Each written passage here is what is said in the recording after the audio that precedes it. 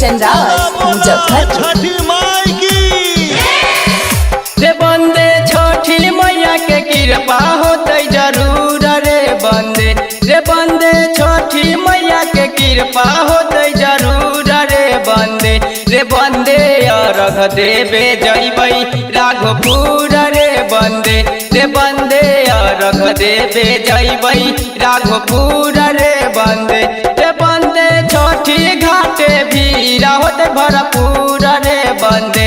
रे बंदे छठी घाटे भीड़ होते भरपूर रे बंदे। रे बंदे राघोपुर के घाट होते मशहूर रे बंदे। रे बंदे राघोपुर के घाट होते मशहूर रे बंदे।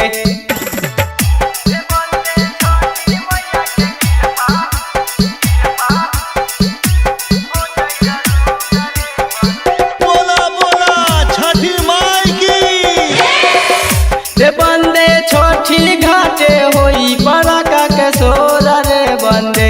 रे बंदे छठी घाटे होई बड़का के सोर रे बंदे। रे बंदे अर्घ देवल जाई चल के भोर रे बंदे। रे बंदे अर्घ देवल जाई चल के भोर रे बंदे। रे बंदे दिलथिन बधिया के बेटा भेलै खुश रे बंदे। रे बंदे दिलथिन बधिया के बेटा भेलै खुश रे बंदे।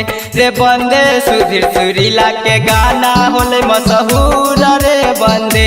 रे बंदे सुधीर सुरीला के गाना होले मशहूर रे बंदे।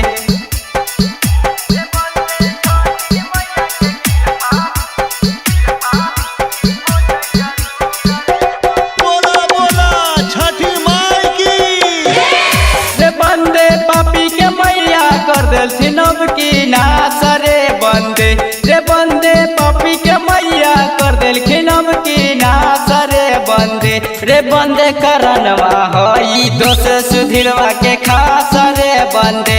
रे बंदे करनवा हई दोष सुधीरवा के खास रे बंदे। रे बंदे छठी मैया के कृपा होते जरूर रे बंदे। रे बंदे छठी मैया के कृपा होते जरूर रे बंदे। रे बंदे अर्घ देवे जइबै राघोपुर रे बंदे। रे बंदे अर्घ देवे जइबै राघोपुर रे बंदे।